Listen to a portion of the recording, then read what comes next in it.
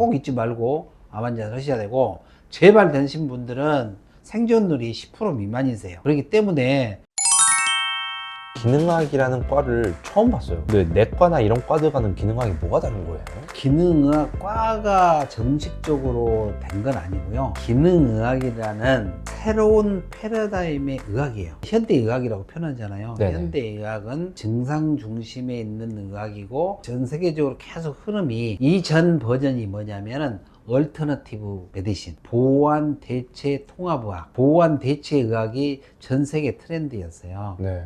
그거는 치료에 효과가 될 만한 그 모든 파라메딕에서 할 수 있는 거든 요가 됐던 그 모든 것을 치료용으로 쓰는 게 이제 보완 대체 의학이라면, 우리가 하는 기능의학이라는 것은 그 다음 제너레이션의 의학이에요. 의학의 패러다임이 바뀌는 거고, 네. 이거는 근거 중심이라고 표현하는데, 근거 중심이라면 에비던스 베이스, 어떤 검사든 필요한 과학적으로 검증된 검사를 통해서 나온 결과를 가지고 치료를 하는 거예요. 뉴 패러다임 펑셔널 메디신이라고 해서 기능학인 거고, 네. 보완 대체 의학하고 완전히 다른 개념인 겁니다. 이거는 과로 나눠진 게 아니라 몸 전체를 보고 치료를 하는 거예요. 두 번째는 지금까지 의학, 현대의학으로 하는 것은 뭐예요? 자, 본인이 고혈압 앓으셨어. 그럼 치료를 받고 있으잖아요. 네. 어떻게? 약을 드시잖아요. 그 약이 무슨 약이죠? 항생제. 혈압이 압이 높으니까 압을 떨어뜨리는 약을 주고, 그 약이 치료제라고 이야기를 합니다.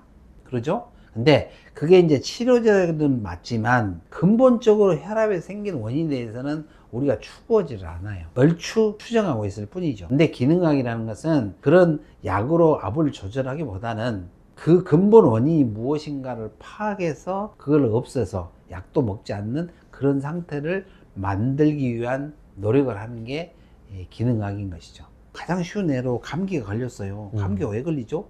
모든 사람 물어보면 면역이 떨어져서. 그럼 면역이 떨어져서 그 병이 걸렸잖아. 자주 걸리잖아. 그럼 무슨 치료를 해야 돼요? 면역을 올리는 치료를 해야죠. 근데 그렇게 합니까? 안 하잖아요. 감기, 콧물 기침, 가래 두통, 콧물 나온다, 항히스타민, 목이 아파, 페인킬러, 진통제, 열나면 해열제, 이런 거 먹잖아요. 그래서 증상이 개선되면 병이 나았다고 생각하고, 자꾸 반복이 되면 면역이 떨어졌어, 몸 관리해야 돼. 근데 면역이 떨어진 원인에 대한 검사 치료를 하지 않는 게 지금 하고 있는 형태인 것이죠. 기능학에서는 이제 그런 개념에 면역이 떨어져 생기기 때문에 면역이 떨어진 원인이 무엇인지를 체킹해서 그 나온 결과를 가지고 그런 치료를 하는 거예요. 정형적인 치료가 아니라 환자가 왔을 때 검사를 해서 그거 가지고 다 맞춤형 치료가 들어가겠네요. 그렇죠. 그래서 기능학은 네. 5P라고도 이야기를 합니다. 퍼스널라이즈드. 감기에 걸렸어. 감기에 걸렸는데 우리는 루틴으로 그 증상에 몇 가지 약만 쓰면 되잖아요. 초등학생도 그런 치료를 조금만 배우면 할 수가 있어요. 근데 기능학에서는 그 감기 걸린 이유가 뭔지, 체내 불균형이 무엇인지 판단해서 치료하기 때문에 치료 방법이 다 다른 거예요.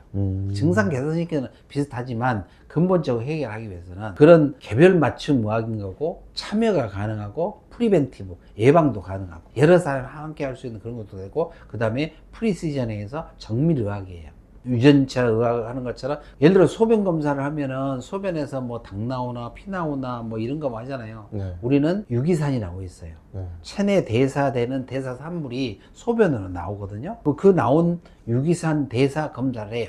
그러면 소변에서 그 내 몸의 대사 과정에 무슨 문제가 있는가가 다 나옵니다. 어느 공정 과정에 무엇이 문제가 있다 다 나오는 거예요. 그걸 치료를 하는 거죠. 그건 다 사람이 틀리잖아. 네. 그 개별 맞춤 치료면서 예방도 되면서 정확하게 정밀하게 그렇게 보고 치료를 하는 거예요. 면역 올린 데는 몽삼이 좋다 하더라, 뭐 그런 개념이 아니고, 이제 그것도 먹어서 독이 되는 사람이 있고 득이 되는 사람도 있고 그러거든요. 근데 우리는 그걸 다 파악해서 개별 맞춤 보조 식품까지도 안내해 주는 게 기능학인 것입니다. 그럼 이 기능의학이 보는 암이랑 지금 현대의학이 보는 암이 좀 차이가 있나요? 차이가 있죠. 암이라는 것은 현대약은 확진이 내렸을 때 치료를 하잖아요. 그런데 그 치료하는 방법이 뭡니까? 세 가지 우리가 클래식 트라이애드라고 하는데, 수술, 항암, 방사선.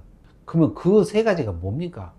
진단받고 눈에 보이는 것을 제거하기 위한 치료 방법이죠. 물리적인 방법이네요. 그렇죠. 그런데 우리가 CTC라고 해서 Circulating Tumor Cell, 암이 오늘 당장에 방연된 게 아니고 눈에 보이지 않는 암세포들이 있는 거예요. 떠돌아다니는 암세포, 실은 날마다 암세포 생기잖아요. 암 안 걸린 이유는 면역세포도 죽였기 때문에 그런데 그 시스템 오작동이 일어난 것이잖아요. 그래서 암이 걸린 거예요. 근데 암에 걸렸다고 해서 그 눈에 보이는 덩어리만 제거하고 주변에 문제된 것만 죽이기 위해 노력을 하는데 이 눈에 보이지 않는 암세포는 어떻게 할 겁니까? 이거에 대한 개념은 없는 거예요. 그런데 중요한 포인트는 그 떠돌아다니는 암세포들이 또 다른 것에 전이를 일으킬 수 있는 거고, 모든 사람이 암세포가 날마다 생기잖아요. 근데 누구는 안 걸리고 누구는 걸렸다 이 말이에요. 그 이유가 무엇이냐 이 말이죠. 그거에 대한 견해가 없는데 우리 기능학에서는 떠돌아다니는 암세포들도 사멸을 시키거나 다시 전이가 되지 않게끔 체내의 면역력을 복원시켜주고 최적화된 치료를 해서 다시 재발시키지 않게끔 하는 그런 치료를 같이 병행을 하셔야 되는 거예요. 그러니까 개념이 다른 거죠. 그래서 이제 암 환자들이 있을 경우는 이제 그렇게 암 걸리면 대학에 사는 그것과 그 전에 이런 기능학적인 면역이 떨어져서 암 걸릴 수밖에 있는 원인이 무엇인가를 파악을 해서 그 치료를 전과 후 같이 병행 치료를 하는 것이 굉장히 중요한 것입니다. 꼭 잊지 말고 암 환자를 하셔야 되고, 재발되신 분들은 생존율이 10% 미만이세요. 그렇기 때문에 재발되지 않게끔 만드는 그거 굉장히 중요하고, 설령 재발된 사람이라 할지라도 그런 치료를 병행하면 훨씬 더 암으로부터 벗어날 수 있는 자유를 찾으실 수 있는 기회가 더 많으신 겁니다. 그러면 기능의학은 암을 어떻게 치료해요? 치료 방법은 굉장히 많이 있습니다. 네. 일단 최적화 치료, 즉 내 몸의 항상성을 높여주는 것이죠. 내 몸이 최적화되면 암이 걸릴 수가 없잖아요. 네. 날마다 생기는 암세포를 죽이니까 그거를 복원시켜주는 치료라는 게 첫 번째고, 그 다음에 이미 암세포가 생겨 있으면 얘들이 이제 전이든 내지는 더 커지잖아요. 사이즈가 커지고 다른 곳으로 갈 수 있는, 그러니까 즉 얘들이 전쟁을 확전시켜서 다른 데로 갈 수 있는 것을 억제시켜줘야 되잖아요. 우리가 흔히 말하는 고단위 비타민 C 요법이라든가 면역 올려놓는 자닥신 미술, 또 여러 가지 방법들이 있습니다. 거기에 또 이제 필요하다면 표적 항암 치료도 있고, 이렇게 여러 가지를 병합해서 부작용 없이, 그거를 레인보우 세라피라고 하는데, 그런 치료를 많이 하고 있는 것이 암 환자에 대한 가장 최적화된 좋은 방법이라고 알고 계시면 될 것 같습니다. 암 환자분들이 오더라도 그 사람마다 치료 방법이 천차만별로 접근이 되겠네요. 당연히 그렇죠. 당연히 그렇죠. 그 사람이 암이 걸린 이유, 실은 암 자체 네이처 성질이라고 뭐 1기, 2기, 3기, 4기 이렇게 나눠진 것도 있지만, 무슨 세포 암이냐도 굉장히 중요하듯이, 그런 유전적 소인도 다르고 하는 것처럼 그런 부분도 있듯이, 그 사람이 암이 걸릴 수밖에 없는 컨디션이 무엇인가, 이거를 찾아서 그걸 해결해 주지 않으면 몸이 옛날처럼 복원이 되지가 않습니다. 그래서 진단명은 똑같으나 치료 방법은 개별마다 다 다르다는 사실을 알고, 그게 기능학적 개별 맞춤 치료다는 거 이해하시면 되겠습니다.